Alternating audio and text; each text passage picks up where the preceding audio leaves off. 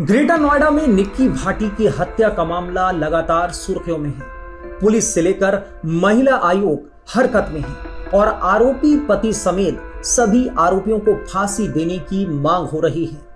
इस बीच मृतका के बेटे का बयान भी आ रहा है। माना जा रहा है कि वो चश्मदीद था। बेटा हालांकि नाबालिग है, कई बार बच्चों की ट्यूटरिंग भी हो सकती है जिससे उनकी गवाही तोड़ी मरोड़ी जा सके। तो क्या गंभीर मामलों में भी नाबालिग की गवाही को किसी बालिग के बयान जितना ही अहमियत मिलती है? क्या निक्की हत्याकांड में नाबालिग बेटे की गवाही बाप को कड़ी सजा दिलवा सकती है? इन सवालों के जवाब हम इस वीडियो में जानने की कोशिश करेंगे।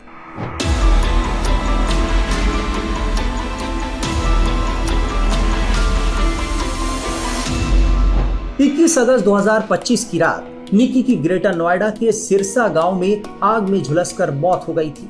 मौत का आरोप ससुराल पक्ष पर है और मुख्य आरोपी है उसका पति विपिन। आरोपी समेत उसका पूरा परिवार हिरासत में लिया जा चुका है। इस बीच निक्की का 6 साल का बेटा कह रहा है कि उसकी मां के साथ उसके पिता ने मारपीट की और कुछ डालकर लाइटर से आग लगा दी। ऐसे में निक्की के चश्मदीद बेटे का बयान बेहद अहम हो जाता है। सवाल है कि क्या भारत के कानून में माइनर्स के बयान को भी केस में अहम माना जाता है?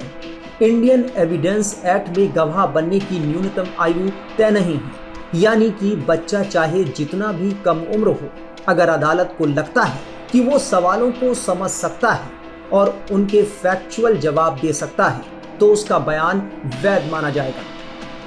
भारतीय अदालत उम्र के आधार पर किसी की गवाही को खारिज नहीं करती। निक्की के परिजन अब दोषियों को फांसी की सजा देने की मांग कर रहे हैं। वैसे चाइल्ड विटनेस बिना डरे या बगैर दबाव से रह सके और उसका बचपन प्रभावित ना हो, इसके लिए कई व्यवस्थाएं की गई हैं। मसलन बच्चे का नाम चार्जशीट तक में नहीं लिखा जाता, ना ही जजमेंट के दौरान या गवाही लेते हुए ही उनका नाम या पहचान जाहिर होती है। इसके लिए ABC या कोई भी कोड लिख दिया जाता है। भले ही लोग जानते हों कि फला केस में बच्चा गवाह है, लेकिन अदालत अपनी तरफ से पूरी सतर्कता बरतते हुए कोई भी लिखित रिकॉर्ड नहीं रखती। निक्की के पिता भिखारी सिंह ने अपील की है कि आरोपियों के घर पर अब बुलडोजर चलना चाहिए। बेटी को गंवा चुके पिता का दर्द सुनिए। जिस तरह से अब जो 4 गिरफ्तारियों की मांग आप लोग कर रहे थे, शिकायत कर में भी थे वो चारों नाम, अब आगे आप लोग क्या चाहते हैं? आगे मैं ये चाहता हूँ इनके घर पे बुलडोजर चलना चाहिए। योगी बाबा से मेरी रिक्वेस्ट है, मोदी से भी, योगी से भी। मोदी योगी कहते हैं कि बेटी बचाओ और बेटी पढ़ाओ, तो ऐसे दरिंदे को पढ़ा के लिखा के कौन देगा? जो जिंदगी को जला रहे हैं उनको कौन देगा? ये बताओ आप। मैं तो मेरी उससे सर से यही रिक्वेस्ट है क्योंकि मुझे कोर्ट में न्याय मिले और इन दरिंदन को धनाशाही करा जाए। अच्छा, आपकी बेटी से आखिरी मुलाकात आपकी कब हुई थी और क्या उसने कोई जिक्र किया था किसी घटना को लेकर? क्या उसे परेशान किया जा रहा है? कब इस तरह की कोई बात हुई थी कि दहेज को लेकर बार बार उसे प्रताड़ित किया जाता है, या बड़ी बेटी के द्वारा कभी ये कहा गया? वो पैसे के लिए तंका जब पार्लर खोल लिया था, बोले हम इन्वेस्ट पैसे दो। बिटिया ने कहा कि ये पार्लर जो हमने बच्चे के लिए खुला है, तुम्हें पैसे देने के, तुम रोज मोबाइल खोकाओगे, दारू पी के छोड़ोगे, कहीं पैसे तुम्हें देते रहे। बोले तुम 1 लाख कमाती हो, 50,000 हमें दो। इसलिए मुद्दा आपने ही खोलने की राजी भी उनकी और बंद करवाने की राजी भी उनकी। तो बंद करने की बात कह रहे थे कि बंद कराओ। हाँ, बंद कराओ। इस अब तो ये मुद्दा चल रहा है इनका, बंद कराओ पार्लर को।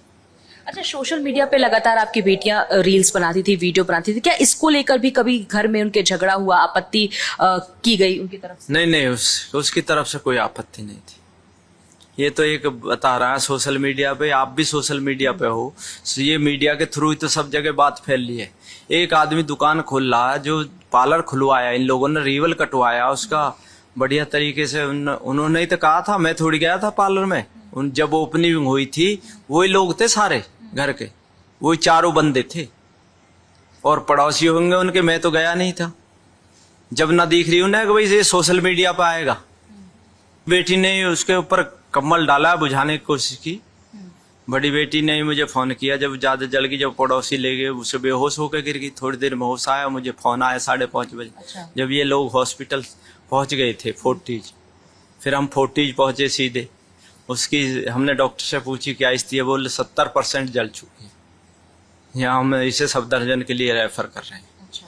हमने बड़ी एम्बुलेंस मंगाई, ऑक्सीजन वाली एम्बुलेंस को ले गए। ये बंदे है कहाँ, एम्बुलेंस का खर्चा सारा खर्चा मैंने दिया एम्बुलेंस में से। जब बुढ़ा लास्ट में पहुंचा, मन की जब कहाँ है तुम, और विपिन और उनके बड़े भाई कहाँ थे? कोई नहीं था, उसकी माँ भी नहीं पहुंची। हमारी मिसिस तो यहाँ से पहुंच गई इतनी दूर से, वो 2 किलोमीटर दूर ना पहुंचे हॉस्पिटल। जिस माँ ने पैदा की वो तो यहाँ से गाड़ी छोटे बेटा को लेके पहुंच गई हॉस्पिटल, वो लोग वहां से ना पहुंचे 2 किलोमीटर दूर से। ये भी क्या आपकी बेटी के पास बहुत ज्यादा सेविंग थी, क्योंकि वो दोनों बहनें जो हैं वो कमा रही थी, पार्लर चला रही थी, क्या एक बड़ा अमाउंट उन्होंने सेव करके रखा था अपने भविष्य के लिए, अपने बच्चों के लिए? हाँ, अपने लिए कमाती हैं, बच्चे नो पढ़ा रही हैं, अपना खर्चा चला रही है। आज के इसी महंगाई में जिसने अपना बच्चा पढ़ा लिया और अपना खर्चा चला लिया, उससे बड़ा कोई मानता नहीं हूँ मैं। कुछ कमाता होगा तभी तो? नहीं, तब तो पढ़ रहे थे। अच्छा। पढ़ रहा था छोटा वाला। वहीं निक्की के मायके में लोग बेहद गुस्से में हैं। उनकी एक ही मांग है कि आरोपी बचना नहीं चाहिए और परिवार को इंसाफ मिलना चाहिए। नोएडा के निक्की के मौत के मामले में अब तक 4 गिरफ्तारियां हो चुकी हैं। निक्की के सास, ससुर, जेठ और उसके पति को गिरफ्तार कर लिया गया है। लेकिन निक्की के घर वाले क्या सोचते हैं, गांव वाले क्या सोचते हैं, क्योंकि लगातार उनके पिता जो हैं भिखारी सिंह, वो मांग कर रहे हैं कि बुलडोजर से उनके घर को गिराया जाए, इसके साथ ही फांसी की सजा दी जाए। इस वक्त तमाम गांव के लोग हमारे साथ मौजूद हैं। आपका नाम जानना चाहेंगे? मुकेश अग्रवाल। आप निक्की को जानते थे, उनके परिवार को जानते हैं, कैसे देखते हैं इतनी बड़ी घटना हुई है, आप लोग क्या मांग कर रहे हैं? हमारी तो फांसी की मांग है और बुलडोजर की कार्रवाई होनी चाहिए। ये तो बहुत सीधा परिवार है, 20-25 साल से हम जानते हैं। ये मेरे दोस्त रहे हैं, जो भाई हैं अपने, जिनकी बेटी है, भतीजी थी हमारी, और बहुत ही सीधा सज्जन परिवार है। गांव में किसी से पूछ सकते हैं आप। वो लोग बहुत जल्लाद किस्म के लोग हैं, जिन्होंने जीते जी किसी जिंदे व्यक्ति को जलाया है, बेटी को जलाया है।